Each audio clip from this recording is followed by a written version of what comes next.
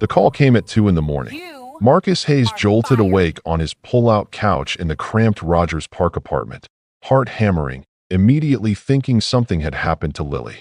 But it wasn't the hospital. It wasn't Mrs. Chun. It was his manager at Apex Global Hotels. "Marcus, I need you to cover the breakfast shift. Tony called in sick. Can you be here by 5? Marcus looked at his phone. 2 hours of sleep. He had the evening shift already scheduled. That would make it a double. But the rent was due in 3 days, and he was still $200 short. "I'll be there," he said. At 5:43 in the morning, security cameras captured Marcus Hayes entering the flagship Apex Global Hotel in downtown Chicago, 17 minutes before his shift started. He didn't know that 52 floors above him, Elena Thornwood was watching that footage with the kind of focus a surgeon brings to an operation. Elena was 34 years old, CEO of Apex Global Hotels, a company worth $12 million with properties in 47 countries. And she was about to destroy Marcus Hayes' life. Temporarily, anyway. It was just a test. Elena had inherited Apex from her father Richard 2 years ago, along with his iron-fisted management philosophy and his most brutal lesson. Trust is earned at the breaking point. For the past 6 weeks, she had been implementing what she called the resilience protocol. She will personally fire 14 carefully selected employees without real cause, just to see how they would react when everything fell apart. Some begged, some threatened, some crumbled.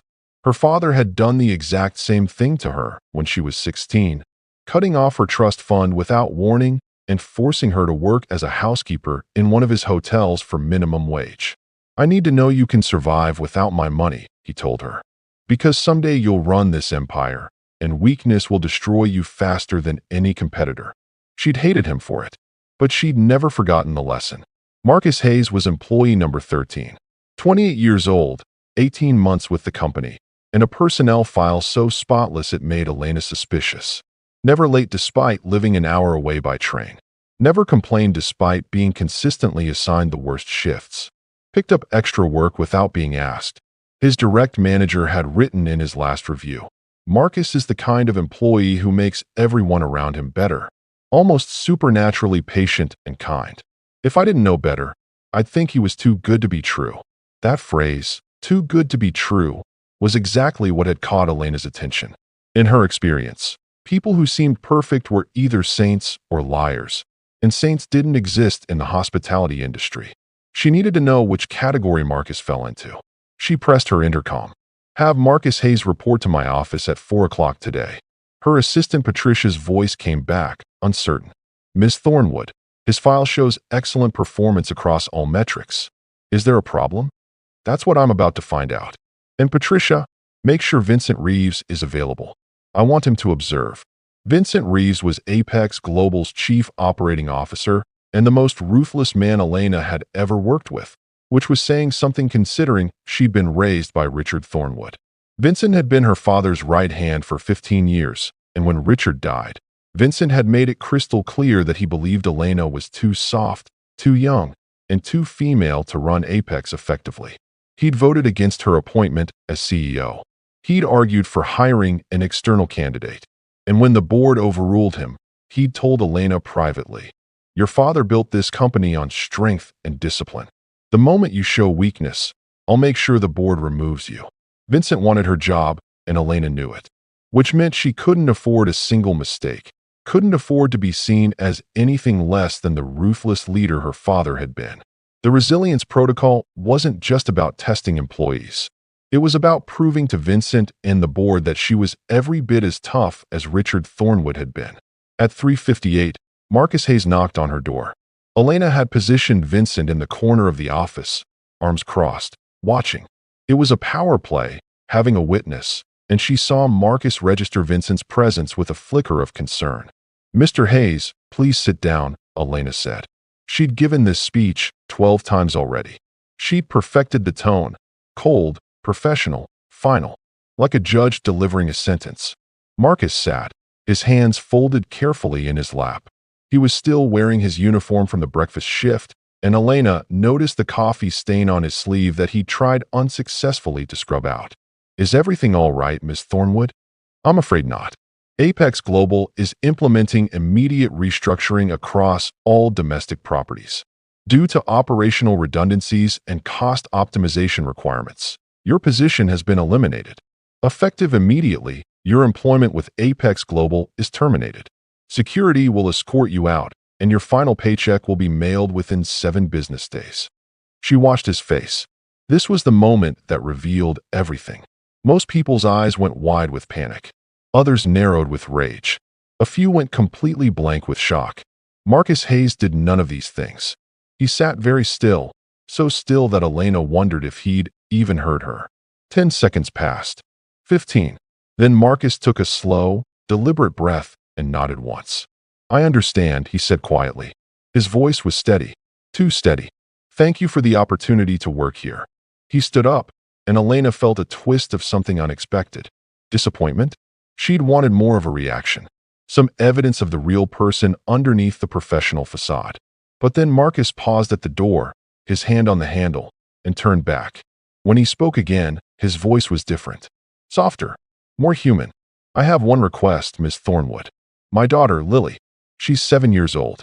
She doesn't need to know I was fired. Could we just say I found something better? Please. She's already lost her mother 2 years ago. I don't want her thinking her daddy failed too. I don't want her to be afraid." Something cracked in Elena's chest, something she'd built carefully over years of training herself not to feel. She'd expected anger or desperation or wounded pride. She hadn't expected this complete absence of self-preservation. He wasn't thinking about himself at all. He was thinking about protecting a 7-year-old girl from reality. Vincent Reeves shifted in the corner, and Elena could feel his impatience. This was taking too long. The protocol was simple. Fire them, observe the reaction, dismiss them. She was deviating from the script. But Elena heard herself say, "Mr. Hayes, please sit back down." Marcus turned, confusion clear on his face. "Ma'am." The termination was fabricated. It was a test of character and resilience under extreme stress. "You're not actually being fired." The confusion on Marcus's face transformed into something harder. Not relief. Something closer to anger, and Elena saw his hands curl into fists at his sides. "A test," Marcus repeated, his voice flat and cold. "Yes. I implement these evaluations periodically to assess true employee character when you want to see people at their worst." Marcus interrupted. He walked back toward her desk, and Elena noticed his hands were shaking. Not with fear, with rage. That's what this was. You wanted to see me break. You wanted to watch me beg or scream or fall apart. "Mr. Hayes, my wife died 2 years ago, Miss Thornwood. Car accident. A drunk driver ran a red light on a Tuesday afternoon while she was coming home from the grocery store. I held her hand in the ambulance. I watched the doctors try to restart her heart 3 times. I had to tell my 5-year-old daughter that mommy wasn't coming home. So forgive me if your little corporate test doesn't shatter me the way you hoped." The office was silent except for the hum of the air conditioning.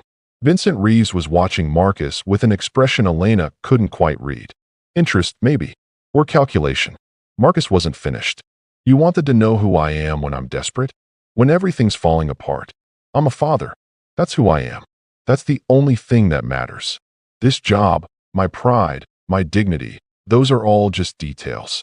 As long as Lily is safe and loved and doesn't have to be afraid, then I'm fine. You can't test that. You can't break that. Because it's not about me surviving. It's about her thriving." He turned toward the door again, and this time Elena didn't stop him. But before he left, Marcus looked back one more time, and his eyes found Vincent before returning to Elena. "I hope you find what you're looking for with these tests," Marcus said. "But I don't think you will. Because I don't think you even know what you're looking for." The door closed, and Elena sat in the ringing silence. Vincent walked around her desk, picked up Marcus's personnel file, and flipped through it casually. "Interesting," Vincent said. "He didn't beg, didn't threaten legal action, didn't even try to negotiate. Your father would have called him a fool for not fighting harder." "He's not a fool," Elena said quietly. "No." Vincent dropped the file on her desk. "Then what is he?" "Because from where I'm standing, he just accepted termination without even asking why. That's not strength, Elena. That's resignation. There's a difference. He was protecting his daughter. He was protecting his pride. He didn't want to look weak in front of us. so he wrapped it in sentimentality about his child. It's a defense mechanism. Your father taught you to see through these manipulations. Elena looked up at Vincent. You think he was manipulating me? I think he told you exactly what you wanted to hear. Devoted single father, tragic backstory, noble sacrifice. It's very compelling. It's also very convenient. Vincent leaned against her desk. Your father created the resilience protocol 20 years ago. Do you know how many employees passed his version of the test? No. 3. Out of hundreds. Because your father understood that most people, when pushed, reveal themselves to be weak, selfish, and ultimately expendable. The 3 who passed didn't appeal to emotion. They didn't tell sob stories. They looked your father in the eye and said, I'll prove you wrong. That's strength. Not this performance we just witnessed. Elena wanted to argue, but she couldn't find the words. Because Vincent was articulating doubts she'd already been having. Had Marcus been genuine, or had he been playing on her sympathy? Was his concern for his daughter real, or was it calculated to make Elena feel guilty for the test? What do you recommend? Elena asked. Vincent smiled. It wasn't a warm smile. Watch him. If he's genuine, his behavior won't change. He'll continue being the perfect employee. But if he was performing for us, you'll start seeing cracks. Resentment. Mistakes. The mask will slip. He stood up. Your father never gave second chances, Elena. He believed that the first response to the crisis revealed the truth, and everything after that was just people trying to recover their image. Don't let sentimentality cloud your judgment. After Vincent left, Elena pulled up the security footage archives. She told herself she was doing it to verify Vincent's theory, to look for evidence that Marcus had been manipulating her. But as she watched 18 months of footage, she saw something different.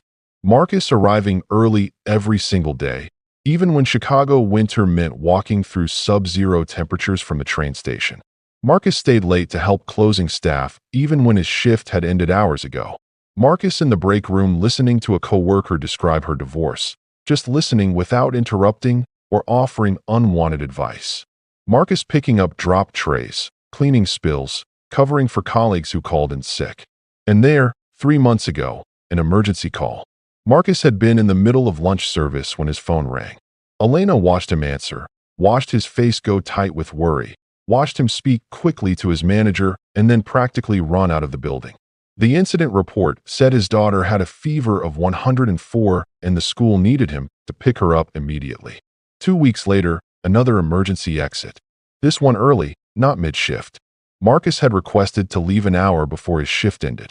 The note said, daughter's school recital. When the manager hesitated, Marcus had said, I've never missed one of her performances. Her mother used to go to all of them. I can't let her look out at the audience and not see me there. The manager had approved it. Elena sat back in her chair. This wasn't a performance. It was consistency. 18 months of the same behavior, the same priorities, the same values. Vincent was wrong. Marcus Hayes wasn't manipulating anyone. He was simply telling the truth about who he was. Her phone buzzed. A text from Vincent. Board meeting tomorrow morning. Harrison wants a full report on the resilience protocol results. Be prepared to defend your methodology. Harrison Brooks was the chairman of Apex Global's board, a 72-year-old corporate raider who'd made his fortune buying struggling companies, gutting them, and selling the pieces. He'd been Richard Thornwood's closest ally and had fought to keep Elena out of the CEO position. When he'd lost that battle, he'd made it clear he was watching for any sign of weakness, any excuse to remove her. Elena knew what tomorrow's meeting would be. Harrison and Vincent would team up to question her decisions, to paint her as soft and emotional and unfit for leadership. And they'd use the resilience protocol as evidence, pointing out that she'd broken protocol with Marcus Hayes, that she'd let emotion compromise her judgment. She spent the next 4 hours reviewing every employee test, writing detailed notes on each reaction, preparing her defense. But when she got to Marcus Hayes, she couldn't write anything, because she didn't know what to say. He'd passed the test by failing it. He'd shown strength by admitting vulnerability. He'd proven his character by refusing to perform. At midnight, Elena left the office and drove to her penthouse in the Gold Coast. The apartment was pristine, modern, expensive, and completely impersonal. No photographs, no mementos, nothing that would tell you who lived there. Her father had lived the same way, and after his funeral, Elena had walked through his apartment realizing that a man worth $12 billion had died surrounded by things, but completely alone. The next morning, Elena walked into the boardroom wearing armor. Custom Armani suit, hair pulled back severely, expression neutral. Harrison Brooks sat at the head of the table with Vincent Reeves on his right. 10 other board members filled the remaining seats. "Let's begin," Harrison said without preamble. "Elena, you've been implementing your father's resilience protocol for 6 weeks. Walk us through the results." Elena opened her folder. "I've conducted 14 evaluations across various positions and departments. The purpose was to assess employee character and resilience under extreme stress." By lying to them, Harrison interrupted. "By telling loyal employees they were fired for no reason and watching them suffer. That's what you did, correct?" "That's an oversimplification, but essentially yes." "And what did you learn?" Elena went through the results methodically. Employee reactions ranging from tears to threats to silent acceptance. She presented data on subsequent performance, loyalty metrics, stress responses. She made it clinical and professional and completely devoid of emotion. "And the 13th evaluation?" Vincent asked. "Marcus Hayes." Elena hesitated for just a fraction of a second, but Harrison caught it. "Problem?" Harrison asked. "No problem." Marcus Hayes's reaction was unique. When informed of his termination, he asked me to protect his daughter from knowing he'd been fired. "And you found this compelling," Vincent said. "It wasn't a question. I found it consistent with his 18-month track record of prioritizing others over himself." Harrison leaned forward. "Or you found it emotionally manipulative and you fell for it, because you're not as detached as your father was." The words hung in the air like a challenge. Elena met Harrison's eyes and said, "My father's detachment cost him everything outside of this company. He died alone. Is that the leadership model you're advocating for?" "Your father built an empire worth $12 billion. Harrison shot back. "His personal life is irrelevant." "Is it?" "Because I'm looking at metrics that show employee turnover has decreased 18% since I implemented new support policies." "What support policies?" Vincent asked sharply. Elena knew this was dangerous territory, but she'd committed to transparency. Flexible scheduling for single parents. Emergency childcare funding. Mental health resources. I implemented them 3 weeks ago. The room erupted. Harrison's face went red. Vincent was already pulling out his phone, presumably to calculate costs. 3 board members started talking at once. "You implemented company-wide policy changes without board approval." Harrison's voice cut through the chaos. "That's a direct violation of your fiduciary responsibility. The changes cost less than 0.2% of annual revenue and have already shown measurable improvements in productivity and retention," Elena said calmly. "I have full documentation." "That's not the point." Harrison slammed his hand on the table. "The point is you're making decisions based on emotion, not business logic. Just like with Marcus Hayes. You broke your own protocol because he told you a sad story about his dead wife and his daughter. That's exactly the kind of weakness your father spent his entire life trying to eliminate from this company." Elena felt something snap inside her. She'd spent 2 years trying to prove she was strong enough, cold enough, ruthless enough to meet their standards. And suddenly she was tired of it. "You're right," she said quietly. "I broke protocol. Because watching Marcus Hayes prioritize his daughter's emotional well-being over his own pride showed me something I'd been taught my entire life was weakness. And I realized my father was wrong." The room went dead silent. "Excuse me," Harrison said. "My father was wrong. He taught me that strength means standing alone, that needing people is vulnerability, that emotion is liability. And you know what that philosophy got him? A $12 billion empire and a funeral attended by 400 business associates and not a single friend. He died in an apartment surrounded by expensive art and complete emptiness. That's not strength. That's a tragedy." Vincent stood up. "Elena, I think you need to step outside and collect yourself." "I'm perfectly collected. For the first time in 2 years, I'm thinking clearly. Marcus Hayes showed me that real strength isn't about surviving alone. It's about having someone you love so much that you become stronger than you ever thought possible. That's why he didn't beg for his job. Because his job isn't his identity. His daughter is. And I think that's worth more than any loyalty test I could design." Harrison was shaking his head. This is exactly what I warned about. Elena, you're unfit for this position. You're making decisions based on sentiment, not strategy. I'm calling for an emergency vote of no confidence. Second, Vincent said immediately. Elena looked around the table. Some board members looked uncomfortable. Others looked calculating. Harrison and Vincent had been planning this, she realized. The resilience protocol had been a setup from the beginning. They'd been waiting for her to show weakness, and she'd just handed it to them. The vote will take place Friday, Harrison said. 3 days from now.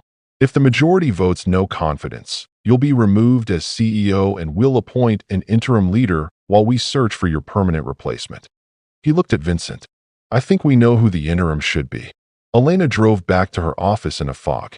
Patricia, her assistant, was waiting with a concerned expression. Miss Thornwood, the entire executive floor knows about the vote. Is there anything I can do? Hold my calls, Elena said. I need to think. She sat in her office as the sun set over Lake Michigan, turning the water to gold and then to darkness. She thought about her father, about the way he'd raised her to be hard and cold and invulnerable. She thought about Marcus Hayes and the way he'd looked when he talked about his daughter. She thought about the choice in front of her. Fight to keep her position by proving she could be as ruthless as Harrison wanted, or stand by her decision and possibly lose everything. Her phone rang. It was Patricia. Miss Thornwood, there's a situation. Marcus Hayes brought his daughter to work. His neighbor who usually watches her fell and broke her wrist. His manager is asking what to do since it's against policy. Elena closed her eyes. Even now, even after everything, Marcus was just trying to take care of his daughter. Tell the manager it's approved. The new flexible scheduling policy covers emergencies. Should I document this? Yes. And Patricia? Send a car to Marcus's location. Have the driver wait in case there's an emergency. An hour later, that emergency came. Lily Hayes spiked a fever of 103.7 degrees. Marcus called for a rideshare, but surge pricing meant a 45-minute wait. Elena's driver called her directly. Miss Thornwood, Mr. Hayes' daughter is ill. Permission to take them to the hospital? Approved. Stay with them as long as they need. Elena sat in her office for another hour before she couldn't stand it anymore. She grabbed her coat and drove to Northwestern Memorial Hospital. She found Marcus in the emergency room waiting area, holding Lily, who was awake but feverish and scared. When Marcus saw Elena, his expression shifted from surprise to confusion to something that might have been gratitude. Ms. Thornwood, he said, you didn't have to come. I know. Elena sat down in the plastic chair beside him. How is she? They think it's the flu. They're running tests. She's going to be okay. His voice cracked on the last word, and Elena realized he was trying very hard not to fall apart. They sat in silence for a few minutes, and then Marcus said, Why are you really here? Because I'm about to lose my job for defending you, and I wanted to make sure you were worth it. Marcus turned to look at her fully. What? The board is calling a vote of no confidence. Friday. Because I broke protocol with you. Because I implemented support policies without approval. Because I'm apparently too emotional and weak to run Apex Global. She laughed, but there was no humor in it. Vincent and Harrison have been waiting for me to slip up, and I gave them exactly what they needed. I'm so sorry, Marcus said quietly. I never meant to cause problems for you. You didn't cause anything. I made my own choices. I'm just not sure they were the right ones. What do you mean? Elena looked at Lily, sleeping now against Marcus's shoulder. My father taught me that caring about people is a weakness, that the moment you let emotion guide your decisions, you failed as a leader. And maybe he was right. Maybe I am too soft for this job. Marcus was quiet for a long moment. Then he said, My wife, Sarah, she was a social worker. She worked with kids in the foster system, kids who'd been through hell.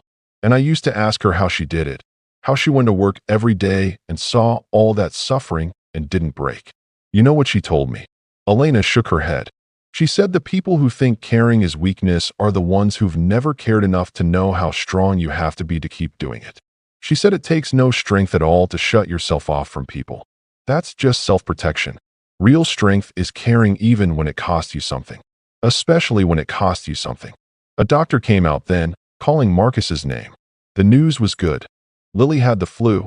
They'd given her medication to bring the fever down. She'd be fine in a few days. Marcus exhaled like he'd been holding his breath for hours.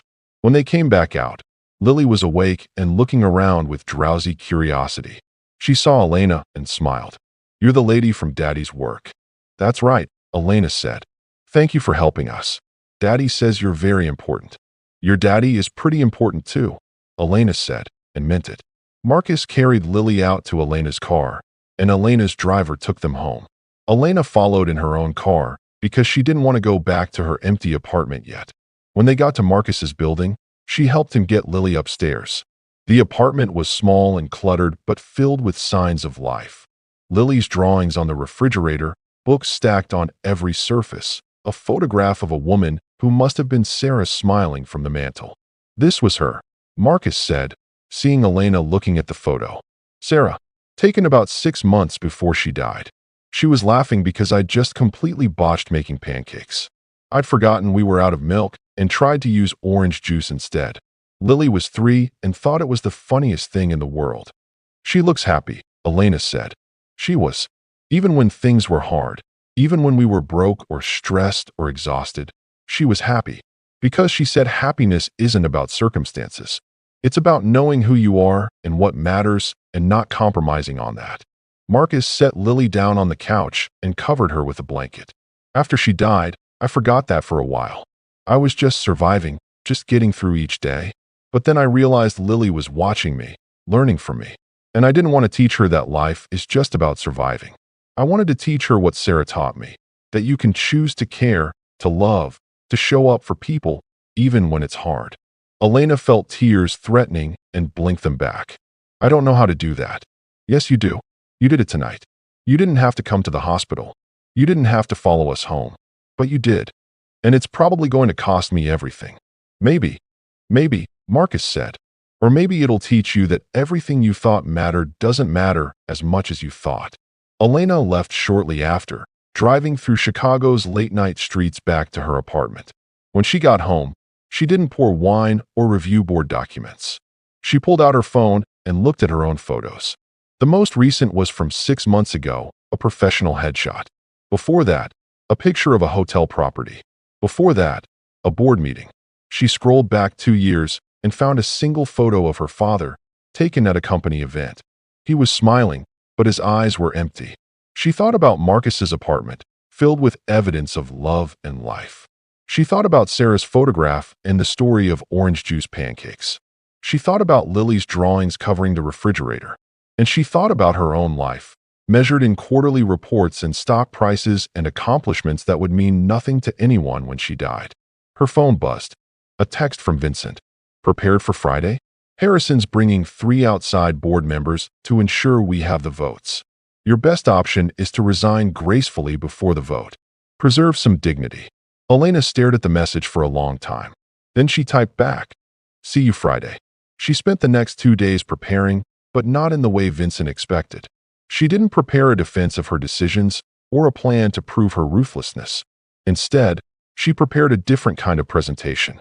On Friday morning, she walked into the boardroom carrying a folder and a photo. The board members were already assembled. Harrison at the head, Vincent beside him. 14 others filled the seats. Elena set the photo down on the table where everyone could see it. It was Marcus Hayes's personnel file photo, standard employee headshot, neutral background. "Before we vote," Elena said, "I want to tell you about this man. Marcus Hayes, 28 years old, widower, single father, works 2 jobs to support his 7-year-old daughter.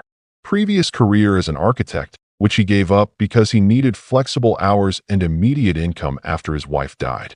He's worked for Apex Global for 18 months. Never late, never complains, goes above and beyond without being asked. When I tested him by firing him without cause, he didn't beg for his job. He asked me to protect his daughter from knowing he'd been fired because she's already lost her mother and he didn't want her to be afraid." She looked around the table. "That's who Marcus Hayes is. Now let me tell you who I am. I'm the daughter of Richard Thornwood, a man worth $12 billion who died completely alone. I'm a CEO who spent 2 years trying to prove I'm as ruthless as my father was, as cold and calculating and emotionally detached. And 3 days ago, I realized I don't want to be that person. I'd rather lose this position than become someone who thinks caring about people is weakness." Harrison started to interrupt, But Elena held up her hand. I'm not finished. You're going to vote me out today. I know that, Vincent, and you have already lined up the votes. But before you do, I want you to understand what you're choosing. You're choosing a leadership model that treats human beings as disposable assets. You're choosing profit over people, control over compassion, fear over trust. And maybe that's the right choice for Apex Global. Maybe that's how you build a $12 million empire. She picked up the photo of Marcus. But here's what I learned from this man. My father taught me that strength means standing alone. Marcus taught me that real strength is having someone you love so much that you'd sacrifice everything to protect them. My father taught me that needing people is a vulnerability. Marcus taught me that loving people is the only thing that makes you truly strong. My father taught me to survive. Marcus taught me to live. And I would rather live 1 year with purpose and connection than survive 40 years in isolation. The room was absolutely silent. Then Elena said, "So here's my offer. You can vote me out right now, install Vincent as CEO, and return Apex Global to the way my father ran it. Or you can give me 6 more months to prove that a company can be both profitable and humane, that leadership can be both strong and compassionate. 6 months. If the numbers don't support my approach, I'll resign voluntarily. No fight, no drama. But if I'm right, if treating people with dignity actually makes us stronger, then you admit that my father's way wasn't the only way." Harrison laughed. Actually, I laughed. "You're negotiating? Elena, you have no leverage here. We have the votes. You're done. I know. But I'm not negotiating for myself. I'm negotiating for every single employee at Apex Global who's been treated like a line item on a spreadsheet instead of a human being. I'm negotiating for every single parent who's had to choose between their job and their child. I'm negotiating for a version of this company that my father never built but should have." Vincent stood up. "This is exactly why you need to be removed. You're emotional. You're impractical. You're everything a CEO shouldn't be." "Maybe," Elena said. "Or maybe I'm exactly what a CEO should be, and we've just been doing it wrong for 50 years. One of the board members, Patricia Chun, who'd been silent through the entire meeting, suddenly spoke. "I'd like to hear Elena's complete proposal before we vote." Harrison shot her an angry look. "Patricia, we've already discussed this. We discussed removing her. We didn't discuss giving her a chance to prove her approach works. I think that's worth considering." Another board member, David Kim, nodded slowly. "I agree. 6 months isn't unreasonable." Elena watched the room carefully. The votes were splitting. It wasn't the outcome Harrison had expected. "This is ridiculous," Vincent said. "You're letting sentiment cloud your judgment." "No," Patricia said firmly. "I'm tired of pretending that the only way to run a successful company is to destroy the humanity of everyone who works for it. Richard Thornwood was brilliant, but he was also miserable. I watched him build this empire, and I watched him die alone. If Elena thinks there's a better way, I want to see it." The vote took 15 minutes. When it was finished, the tally was 8-6 in favor of giving Elena 6 months to prove her approach. Harrison was furious. Vincent looked like he wanted to flip the table, but the decision was made. After the meeting, Elena went straight to her car and drove to Rogers Park. She knocked on Marcus's door at 2 in the afternoon. He opened it, surprised to see her. "Miss Thornwood? Is everything okay?" "I kept my job," Elena said. "Barely. I have 6 months to prove that leadership doesn't have to be cruel to be effective. And I need your help." "My help? I'm offering you a position. Director of Employee Experience. You'll have full authority to redesign our policies, implement support systems, create the workplace you needed and didn't have. Starting salary is $120,000 with full benefits and stock options. You'll report directly to me. And your first task is to help me figure out how to turn Apex Global into a company that values people as much as it values profit." Marcus stared at her. "Why me?" "Because you understand something I'm just learning. That strength isn't about how hard you can be. It's about how much you can care and keep caring even when it costs you everything. I need someone who can teach this company that lesson. I think you're that person." Marcus was quiet for a long moment. Then he said, "I need to think about it. And I need to talk to Lily. This affects her too." "Of course. Take the weekend. Call me Monday." As Elena turned to leave, Marcus said, "Miss Thornwood, thank you for coming to the hospital, for standing up for me in that meeting, for trying to be different from your father. That took real courage. Elena felt tears threatening again and blinked them back. I'm not sure courage is the right word. Desperation, maybe. No, Marcus said gently. It's courage. Trust me.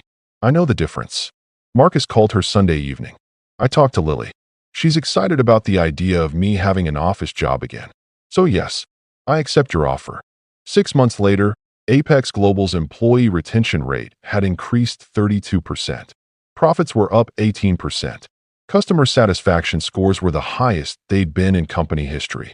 And on a Saturday afternoon in June, Elena stood on the rooftop of Apex Global's flagship hotel, watching children play in the new garden space Marcus had designed for employee families.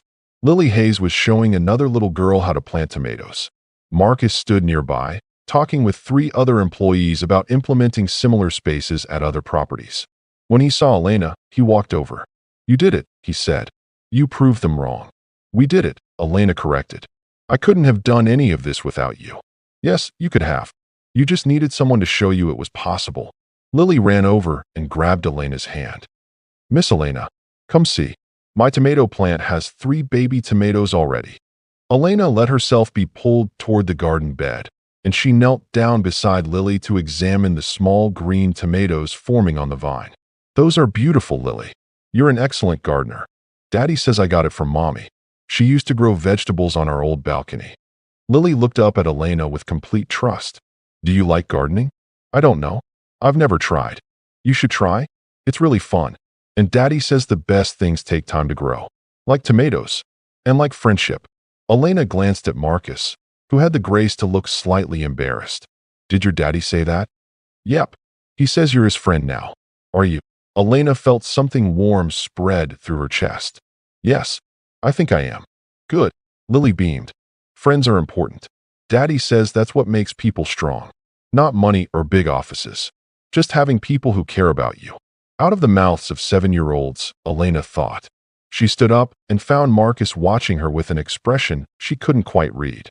She's not wrong, Marcus said quietly. About friendship making people strong. No, Elena agreed. She's not. That evening, after the employee families had left and the rooftop had emptied, Elena stood at the railing looking out at Chicago's skyline. Marcus joined her, 2 cups of coffee in his hands. He offered her one. I got a call from Harrison Brooks yesterday, Elena said. He resigned from the board.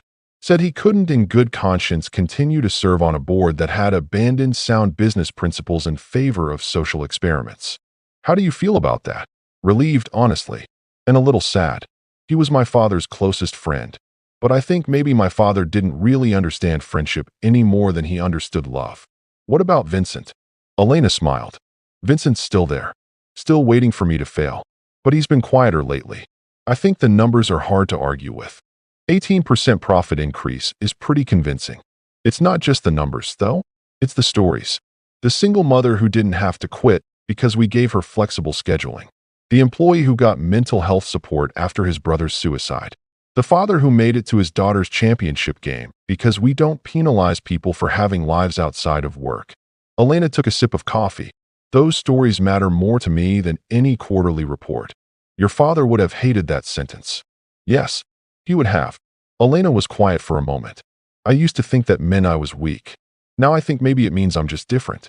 And different isn't the same as wrong. Marcus nodded.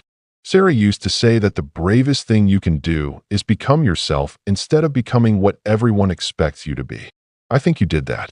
You had every reason to keep being the CEO your father trained you to be, the CEO Harrison and Vincent wanted. But you chose to be yourself instead. I chose to be the CEO you showed me I could be, Elena corrected. That day in my office, when you told me that being a father was who you were, that everything else was just details, that changed everything. You showed me that purpose isn't about power or control. It's about knowing what matters and protecting it no matter what. And what matters to you now? Elena looked at him, really looked at him. This, what we've built here. A company where people don't have to choose between their jobs and their humanity. Where strength means caring, not conquering. Where success is measured in lives improved, not just dollars earned. She paused. And the people who helped me see that. You, Lily. Even Patricia Chun and David Kim and the other board members who took a risk on a different kind of leadership. Marcus smiled. That sounds like you found your purpose. I think maybe I have. Elena set down her coffee cup. Thank you, Marcus, for not giving up on me even when I was testing you, for showing me there was another way, for being exactly who you are. Thank you for being willing to learn. A lot of people in your position wouldn't have been. They stood together in comfortable silence, watching the sun set over the city. Somewhere below them, millions of people were finishing their workdays, heading home to families and friends and lives that mattered. And for the first time in her life, Elena Thornwood understood that she was one of them. Not separate, not above, just human, just trying to do the right thing, just learning, day by day, that the strongest thing you can do is care about someone other than yourself. 3 years later, Elena stood on a stage at a business leadership conference in New York. The moderator had just asked her to describe her management philosophy in one sentence. Elena thought about her father, alone in his apartment, surrounded by expensive emptiness. She thought about Marcus Hayes, fired as a test, and responding with dignity and grace. She thought about Lily Hayes planting tomatoes and talking about friendship. And she thought about the choice she'd made 3 years ago to risk everything for the possibility of something better. My management philosophy, Elena said into the microphone, is that the strongest leaders are the ones who understand that caring about people isn't weakness. It's the only real strength there is. Everything else is just performance. The audience applauded. After the panel, a young woman approached Elena, nervous and hopeful. Ms. Thornwood, I'm about to take over my family's business. And I'm terrified because everyone expects me to be ruthless and cold like my grandfather was. But that's not who I am. How did you find the courage to lead differently? Elena smiled. I didn't find the courage. Someone showed me what real courage looked like, and I decided I wanted that more than I wanted approval. Find the people in your life who show you what matters. Listen to them. Learn from them. And don't be afraid to build something different than what came before. The young woman thanked her and left, and Elena checked her phone. A text from Marcus. Lily wants to know if you're coming to her dance recital next week. She says you promised. Elena typed back, wouldn't miss it for anything. Save me a seat next to you. Because that was the thing about real strength, Elena had learned. It wasn't about standing alone at the top of an empire. It was about building something worth standing for, surrounded by people who mattered, doing work that made the world a little bit better. Her father had taught her how to survive. But Marcus Hayes had taught her how to live. And living, Elena had discovered, was so much better than surviving. If you've stayed with this story until the very end, thank you. This wasn't just a story about a CEO and an employee. It was a story about what happens when we have the courage to redefine strength, to choose compassion over cruelty, to value people over profit. If this story moved you, please hit that like button. Subscribe to this channel for more stories about ordinary people doing extraordinary things. And most importantly, drop a comment below. Tell me about a time when someone showed you a different way to be strong. Tell me about the person in your life who taught you that caring isn't weakness. Tell me your story, because every story matters. Real strength isn't about how much you can endure alone. It's about having someone you love so much that you become stronger than you ever thought possible. Remember that. Live that. And maybe, just maybe, we can build a world where kindness isn't confused with weakness, where compassion is celebrated as courage, and where the measure of success is how many lives we've improved, not how much we've accumulated. Thank you for watching. See you in the next story.